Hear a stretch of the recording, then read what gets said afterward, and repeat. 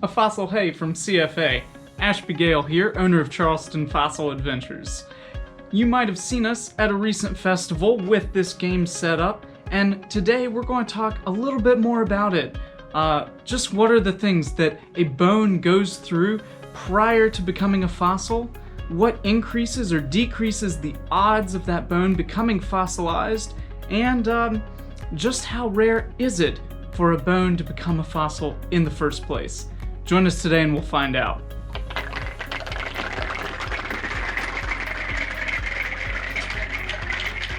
Okay, before we get into things, I want everyone to drop a comment in the comments section below saying if they watched The Price is Right and what their favorite game on there is. For me personally, it was Plinko. I just thought it was such a cool concept that someone could have one token, and with that one token, the chance to win $10,000. That was just really cool to me. Well, fossilization is a lot like Plinko. What are the odds that a modern bone like this white-tailed deer femur are able to become permineralized and preserved, or fossilized, just like this one? So this is a femur from a local late Pleistocene or late Ice Age deposit. It's at least 11,000 years old. You can see it's basically identical to the modern white-tailed deer we have alive today. So, what are the odds of a bone becoming a fossil? A lot of scientists throw out some different numbers. They tend to range anywhere from 1 in 100 to 1 in 1,000, even up to 1 in a million. Let's take a look at what some of these layers represent. Up top, you can see we have some artifacts from the Age of Man, or the Holocene, or Anthropocene epoch. This is the span of time where humans have pretty much diversified into modern-day Homo sapiens. So, we have added our own materials to the geologic record. Here we've got a spork and a Coke bottle and some worms burrowing around in there. Going down a little further, we get, here in Charleston, the Wando Formation. This is a Pleistocene deposit, so we're looking at strata older than 11,000 years. We have a mastodon molar, a horse molar, and a saber from a saber-toothed cat. Going down deeper, we come to the 3 to 5 million year old Goose Creek limestone. Over here is a Carolina pecten or a Chesapeacan scallop shell. We have our classic Austriococcus teardrop-shaped oysters from the Folly Beach exposure of the Goose Creek limestone. And of course, over there, the infamous Carcharicles or Totus megalodon. We can find some fairly nice teeth from them in this deposit. Going down deeper still, and we come to the Mark's Head Formation. This is a Bertigalian deposit which is 16 to 20 million years old and is fairly sparse here in Charleston. Its representative fossils for our board are a section of vertebrae from a whale or a dolphin, a couple of phosphatic steinkerns, which are the internal casts of shells, here seen as a couple of snails, and that penultimate member of the megalodon lineage from the early Miocene, Carcharicles or Totus chubutensis.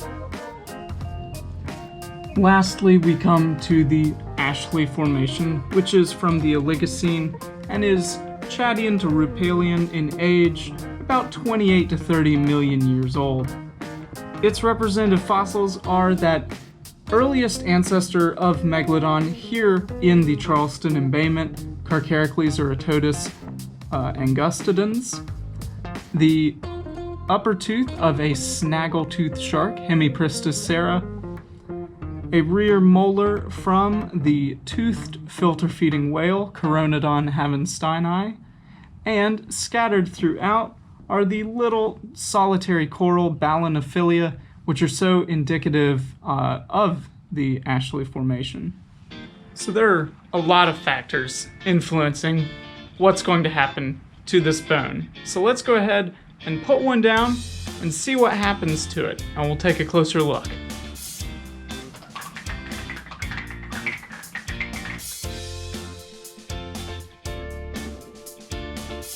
So that one was eaten. Unfortunately, that bone never had a chance to be fossilized in the first place. Some predator got to him and ate whatever creature that was. So let's try another now.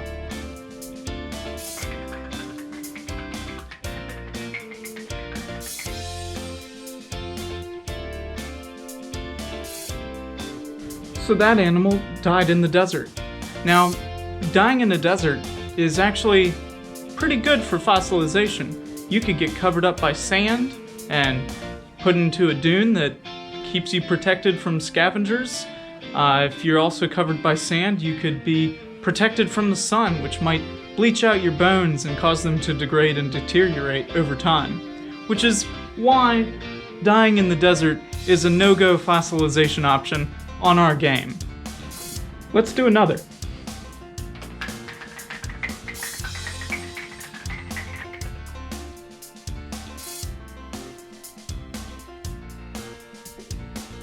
Alright, we have Decay and Decomposition. That animal was just in an environment where it was probably exposed to a lot of moisture, and unfortunately some bacteria got to it and broke apart all of the structure in the bones and the flesh, and there was nothing left. So we don't want your body to decay or decompose if we're trying to become a fossil. Here goes another. Let's try from the other side this time.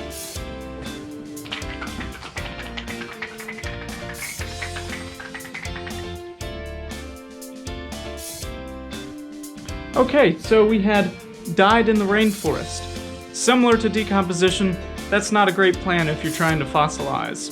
Rainforests are very wet, they're humid, and there's a lot of wildlife in them. Microbes and bacteria present in the air, present in the soil, in the leaf litter and the detritus, all able to break down these bones from that animal. You could have had a scavenger that came by and ripped apart the bones, maybe chewed them up a little bit. Just a little bit too much life, a little bit too much moisture for that animal to fossilize. Okay, here goes another.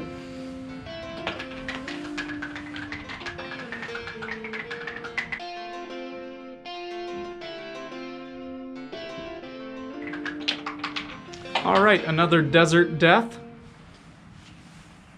Let's go for another.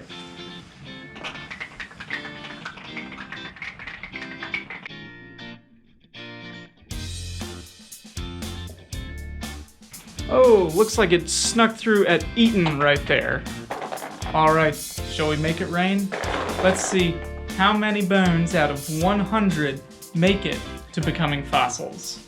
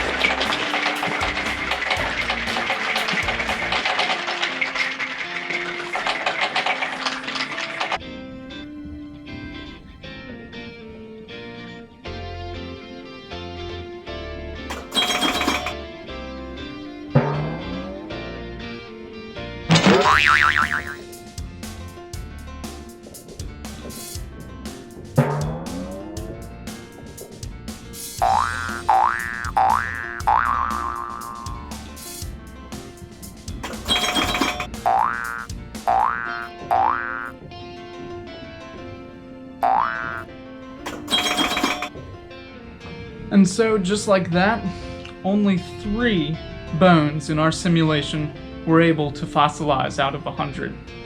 While those odds might seem a little high, we do want some people to win on this game, and 3% chance of winning is decent enough to give your hand at it.